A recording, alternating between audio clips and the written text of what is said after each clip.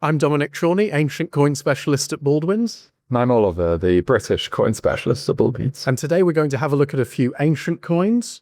And a few British, and a medal for luck as well.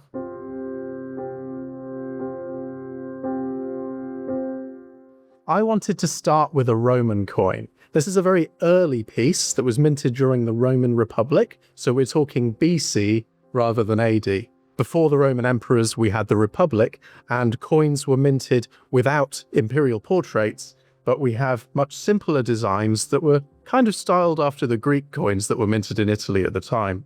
We can see there's this two-headed figure. That's Janus. So he's looking forward and backward in time.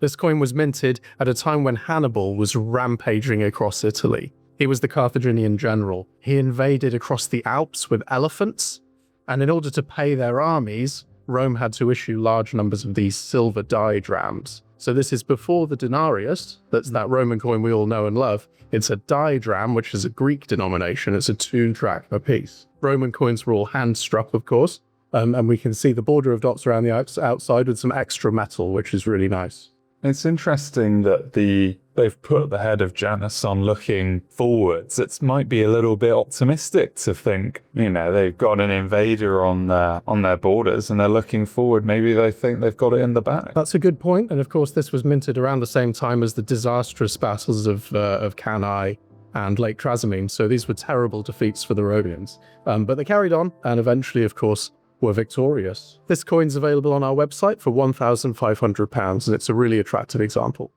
So what we've got next is a Charles I Civil War coin. Very, very interesting. It doesn't look like much, but it's certainly a very rare thing. Yeah, well, I can see how crude it is. I mean, it doesn't look like anything else from the time, does it really? Exactly. So this is a 3 shilling piece, minted in 1645. So from October 1644 until June 1645, Carlisle endured a blockade by a Scottish army led by David Leslie. Facing dire circumstances, an emergency coinage was struck in May 1645 using silver plates provided by the besieged citizens. And interestingly, the coins were tariffed actually above their silver content. And what makes this piece especially rare is that the siege coinage from Carlisle survives in much, much smaller quantities than the contemporary siege issues from Newark, also not popular. This coin, very rare, as I mentioned. There's an obvious area of central weakness, but otherwise it's about fine and nicely toned to go along with it. So siege pieces are one of those unique phenomenon from the Civil War, aren't they? We get them from, like you said, Newark in the Midlands, Pontefract, Scarborough.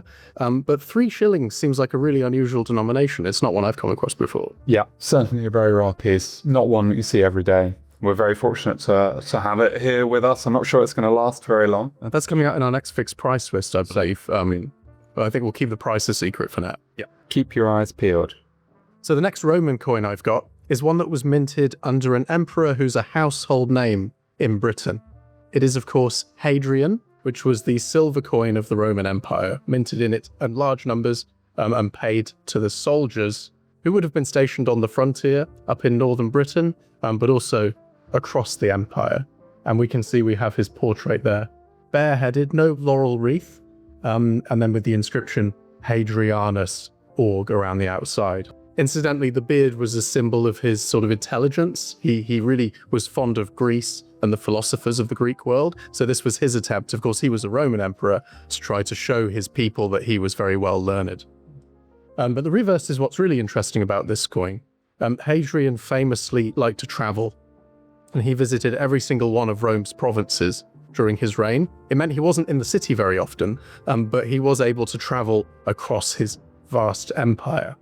And his reign was one of consolidation. He didn't do that much in the way of expansion. He built walls on the frontiers. And on this coin, we can see what's one of the most important provinces of the Roman Empire. We can see Egypt. Yeah, Aegyptos in Latin around the outside, and a reclining figure.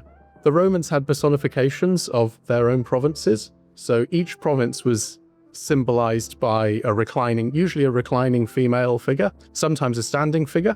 And we have rivers who are depicted by river gods. And this one we've got Egypt as a reclining figure, holding a sistrum, which is a sort of rattle or shaker. We got an ibis bird there, and she's leaning on a basket which is overflowing with all the fruits and everything that would be grown in Egypt. Egypt was the bread basket of the Roman Empire, and it was really important. It supplied Rome, the city of Rome, directly with massive amounts of grain, which was used for making bread and keeping the population alive. So up next, we have something very unusual. Now, I haven't seen this yet. His came in only very recently in this innocuous-looking tin, nicely engraved Tudor rose and heraldic coat of arms. Yes. All of the milled ones are the same, very bright tone, colour to them. Oh, so these are sixpences of Queen Elizabeth I. It's toned up, but that's clearly never been in the ground. And these are all so shiny, and I mean, it's almost like they've been cleaned, but not recently. No. No, that's amazing. Wow. I would think the hammered were later editions by the fact they don't match, but Yeah. you know, a very unusual thing. And we've even got sixpence there as well. Lovely. Next up, we've got one of those really iconic coins from the Greek world. That term is banded around all the time, iconic or, famous, but this really is. This is a silver stater from Aegina, and you can see exactly what it's depicting. This is the Aegina turtle stater. Aegina was the first city or island in Greece to issue its own coinage. Coins had emerged a little bit earlier in Lydia in Turkey and Ionia, the Ionian islands off the coast of Turkey. But Aegina, which is an island in the Mediterranean, just off the coast of Athens, was the first to mint its own coins in Greece. And it minted these silver staters. They started off with the turtle design, which we can see here with this really three-dimensional shape, and the dotted shell, really beautiful design. And then later on, they become the tortoise design. So we have a shift from a sea creature to a land creature. And we can see if we turn the coin over, very simple, very early coin design on the reverse, this skew pattern, something we see a lot in early Greek seal dust. So some of the examples you can make out more shell detail. You can on the tortoises, yeah. You get that kind of classic segmented shell on the tortoise coins. With the turtles, they're usually just a smooth shell, but this, you've got the pellets. I'm not sure whether turtles actually look like that in real life. Get back to us on that, somebody, maybe. But yes, I think the pellet design is really nice. And we can see all these legs. And what's nice about this is the shape of the coin is an oval, and the design of the tortoise, or the design of the turtle, fits really nicely onto that shape. So it's an excellent example of a really famous Greek coin. So up next, we have a George III Bank of England trade dollar. So it's dated 1804. However, they were struck for about 10 years and they all bear the same date. And it's really interesting because it's struck over a Spanish 8 reals. So you can just about make out traces of the undertone. So there's a little bit of a ghost lettering. Hopefully you can see this at home, just on the edge there in the legend. And it's a remark just in front of the chin as well. And all along the edge, you've got this decorative Spanish sort of shapely design, all running all along the edge that you can still make out. So a really, really popular type. And basically it was struck because Britain was running very low on silver. So why not stamp George on these Spanish coins? Weren't hugely popular, so they didn't last all that long. And then they were taken out of circulation. Because they were a lower purity, weren't they? I think they were something like 90%, whereas British coins were sterling silver 925. So they weren't popular at all, were they? But I suppose it softened the blow a bit by minting a coin that had a full design, rather than one that was just basically a Spanish coin. And I suppose a lot of them must have been captured from the French as well, or the Spanish. So it was sort of a quick fix, wasn't it? Rather than having to melt all the silver down and restrike it. But really interesting coin. For our last Greek coin, I've picked a coin which Oliver spotted straight away before we started filming. It's a silver tetradrachm from the island of Rhodes, and we can see on one side the head of Helios. He was the sun god, and we can see his radiate crown emanating out of his head. And on the reverse, what makes the coins really famous, the rose on the back. It's the distinctive flower on the back, with the inscription of the magistrate's name. And we even have a little butterfly as a control mark.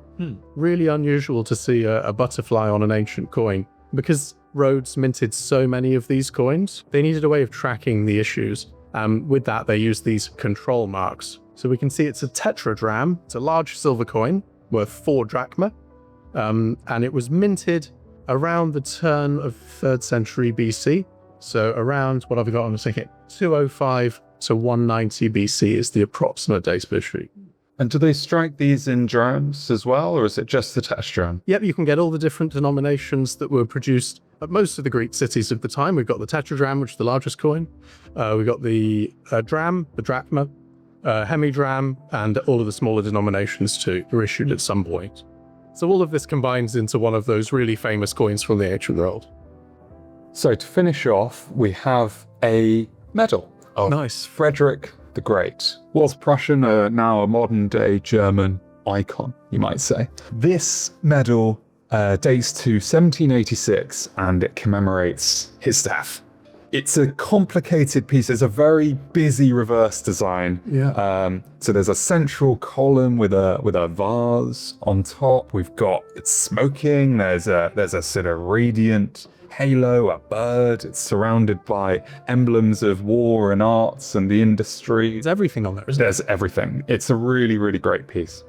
So, Dominic, how can people at home acquire these pieces? Well, some of them, as we've said, are available on the website. So all 4 of these Greek and Roman coins are available at baldwin.co.uk.